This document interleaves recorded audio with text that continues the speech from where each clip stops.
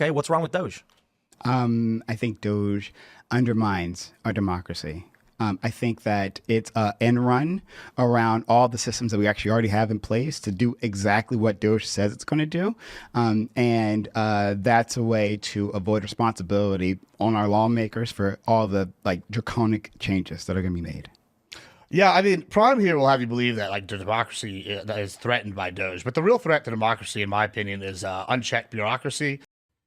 In this video, this progressive humiliates Tim Pool with truth bombs on his own show. So we watch Prime take on both Tim Pool and Justin Gibbs over one of the most quietly dangerous power grabs in recent political memory. DOGE, the so-called Department of Government Efficiency. Now, Tim tries to play this just asking some questions game, while Justin spins DOGE as this bold win for the people. But Prime, he's not having it here.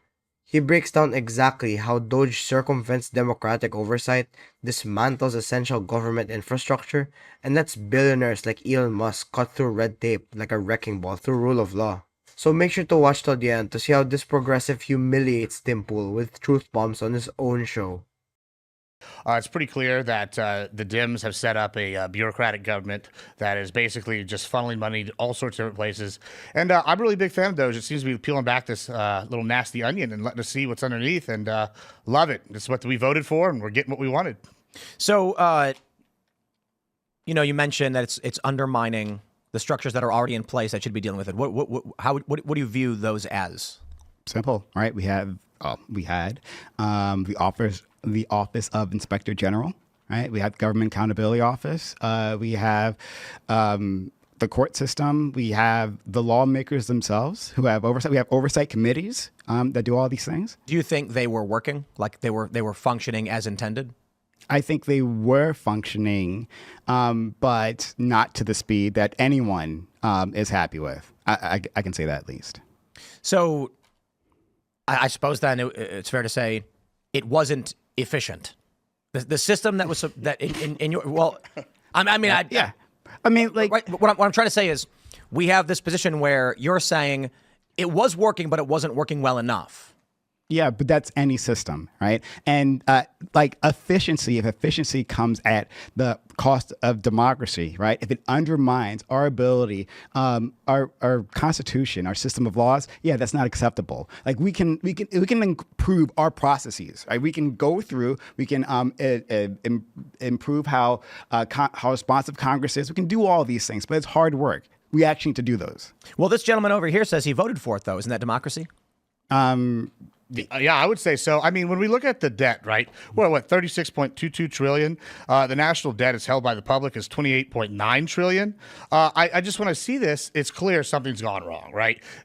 Kevin O'Leary was recently on a show, and I was watching. He was just talking about how when you do a business, and I do this in my day-to-day life, you go in there, you evaluate what's working, you trim the hedges, and then you expand, right? You don't just keep expanding in perpetuity. And I think that's what's happened with the government. We've had Democratic leadership for 12 of the last 16 years in the presidency, and they've created this monstrous bureaucracy that definitely needs to have the hedges trimmed. So like, Prime's actually being honest here. He's not sugarcoating anything. Yeah, the existing institutions aren't perfect, but that doesn't mean you just nuke them. Inspector General, GAO, court systems, congressional oversight, those are real, functioning checks. They're slow because that's how accountability works. You don't just give Elon a kill switch for the government because Congress takes a while to move. But Tim Man, he starts twisting it the second Prime admits they aren't efficient. So it wasn't working? Like, dude, no. That's a false binary. Just because it's not instant doesn't mean you just toss out democracy and hand the keys to a billionaire. And Justin, he comes in pretending like voting for Trump means endorsing whatever slash and burn executive order comes after. That's not how representative government works. It's not a blank check. You don't vote for a president and then let him decapitate the civil service. Justin calls it trimming hedges. But when you're tearing out the roots of democratic oversight just to make things faster, you're not landscaping. You're just torching the garden.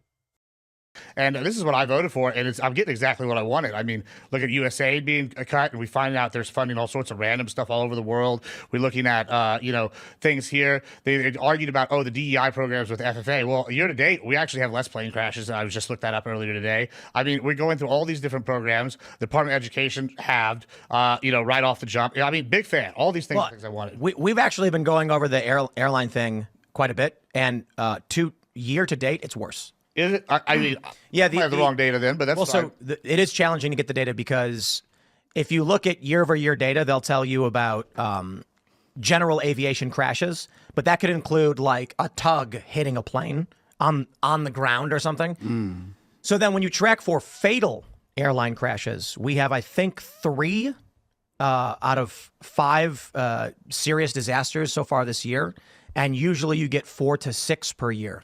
Okay. So we already have, we're way ahead of schedule of the average so far. I don't know what the reason for that is because I don't think Trump has been in office long enough. I agree. I agree with that. Yeah, right. And so we were talking with the Ben Davidson, is that his name? Am I getting his name wrong? The space weather guy. And I'm like, everybody wants to say that it's like DEI. You've got some people on the left, they're saying, it's because Trump came in with DOGE and they're gutting the FAA. People on the right are saying it's diversity, equity, and inclusion. And I'm like, I don't think DEI would happen for years and then instantly in 1 month cause a bunch of crashes. Right. And I don't think that Trump got into office and then instantly a bunch of crashes happened simply from him being there. So I feel like we've got an anomaly there that's hard to track. Well, to back your point up, I like, we know we've had a shortage for aircraft controllers for 2 years now, I believe. I mean, I as like a conservative from Texans, we naturally don't like the government. I was initially hesitant when they said we're going to put DOGE in because, hey, what's that slippery slope? It's going to be, another organization wasting my tax dollars. But they've gone in there and they've done a lot of things. And with the FFA, I kind of it wasn't my favorite Trump plan so far. I can be critical of Trump. I think maybe we could have probably got a trained monkey to go in there and, watch these things better than nobody. That's better than nothing. I feel like, if we have a shortage, it's better to have somebody than nobody. It's nonsense. You don't agree? I mean, you could get the janitor to watch a thing. Well, that's better than nobody watching it, right? I would call it absurd, but technically the truth that a trained monkey is better than no one. Yeah. But we don't want a trained monkey. Sure, exactly. No. It would be better to not have any signals from a control tower than like random signals. Sorry. Well, no, trained monkeys. You'd be surprised. They put chimps in spaceships and they know when to trigger the boosters and whatever. Yeah, they can go to Sputnik. They can This handle is the that. high level conversations I came to Tim Pool to talk about. All right. They had a dog, right? They had the dog go to space in Russia. Yeah. And the dog was trained when the light turns on, it paused the button, and then the things happen. Okay, fantastic. Oh, They didn't have- That's my advocation for FFA. I'll notify Elon on that one. All right, so ignoring that part, right? But so DOGE says that it hasn't actually fired, in terms of the FAA, air safety individuals, right? That's not the case. We actually have articles talking about this, like Rolling Stone reporting, that they spoke with FAA employee who was once among a handful of employees working on an obstacle impact team at the Mike Moroney Aeronautical Center in Oklahoma City. The team evaluates many tens of thousands of potential new hazards, such as new buildings, windmills, and especially cranes, to inform flight procedures each year. That's a person who does safety. And there's another one. A second-term employee whose job was ensuring that pilots are medically able and certified to fly. This person is also cut. And there's many other examples. These are just the ones listed in Rolling Stone. So Justin tries to flex like DOGE is somehow making the skies safer. But it's complete nonsense. He claims planes are crashing down, then immediately gets undercut when Tim, trying to sound neutral, drops actual stats showing we're already above average for fatal crashes this year. And even Tim admits nobody really knows what's causing the spike yet. So yeah, using that to defend DOGE makes zero sense. Then Justin spins off into this trained monkey rant, like if you can't staff the FAA, just throw in anybody. And Tim, instead of stopping the madness, just plays along with it. Prime's the only one who snaps them out of that clown spiral. He straight up calls it nonsense, and he's right. You don't want random signals coming out of a control tower just to say someone's there. That's how planes fall out of the sky. And Prime doesn't stop there. He brings actual facts. He cites Rolling Stone, listing real FAA safety specialists who were fired. People handling obstacle analysis, pilot health certification, all of it. These aren't just desk jobs. They keep planes from crashing. DOGE got rid of them. Well, I suppose the challenge then is this the article that I have pulled up? Is that FAA? Yes, indeed. yeah? So it's from February 18th. Well, I mean, I kind of feel like we already went over the point of it may be disconcerting to many people, the points you're making. I'll give you that one, but I don't know right now what the immediate effects of that are. Oh, no, I agree. We agree. Like, I don't think that at this moment, like things have crashed, but things will get more dangerous, right? You fire all these teams, right? There are people, and if you dig through the article, they're talking about how they've been gutted, right? There's still maybe a few of them still there, but they're doing the work of like 5 people doing the work of 20. That's not what you want. And before they weren't like fully staffed at first as well. And then of course, right, we have the reporting from that big meeting between Trump and his cabinet members, right? So, and Elon Musk is there, not part of the cabinet. And Elon Musk gets into it with Treasury Secretary Duffy, right? There's a bunch of reporting talking about this, but Duffy says that the DOGE team tried to fire air traffic controllers, right? Elon Musk denies that, and then he asked Duffy to name the individuals who got fired. Duffy's like, well, no one got fired because I stopped it, right? But according to him, assuming this is correct, people were in the meeting or reporting back on it. Assuming that's correct, then yes, he did try to fire air traffic controllers. I mean, yeah, sure. Okay. Like I said, I'm a little bit critical of that as a conservative. I'm not a huge fan of when there's government overreach. I think the FAA was probably the worst thing that Trump's done so far, like how they've handled it. However, overall, when I look at DOGE, I think it's been wildly successful. I mean, just some of these stats here that the DOGE has been putting out, they put, what was it, 11 point, here we go, 11 point something million, like, loans went out to children. What's going on with that? Yeah. Right? Yeah, like, they didn't check the actual ages. I'm not saying like, okay, we all know the YouTube kid that reviews toys and mama and daddy probably have to run his day to day. Sure, that's fine. But why are all these loans going out to children? Like, these are questions. We look at USA, right, or USAID. They're sitting here. Well, they literally told them to burn docks. I was watching a Marine the other night, and he goes, "Hey, the only time we burn docks is when the embassies are getting run over by a terrorist organization. Why are we sitting here burning docks?" It's pretty clear something nasty is going on. Wait a minute, hold on. The Trump administration is telling them to burn docks, right? Like, just now. Hold on, who okay. USAID who said, head. Yeah, USAID head for the Trump administration now.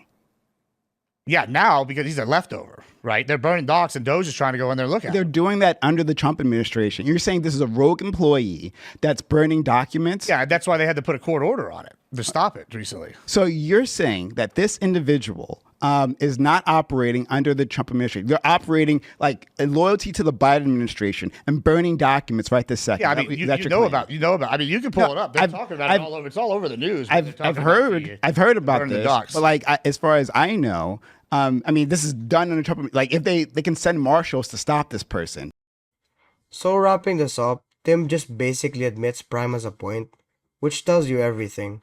Prime lays out the facts, FAA staff cuts, real reports, and even internal Trump drama. And Justin just tries to pivot with nonsense about kids getting loans and rogue employees burning documents, like under Trump's admin. And the moment Prime pushes for actual accountability, Justin just starts blaming Biden leftovers. It's so desperate. Tim's just vibing, throwing out distractions about space dogs while avoiding the core issue. Only one person came here with facts, and it sure wasn't the guy talking about trained monkeys. The others were just too busy covering for their own bias to notice how ridiculous they sounded. And speaking of bias, are you getting tired of getting news from biased news sources? One outlet says one thing, and another says the complete opposite? How are you supposed to know what's actually true?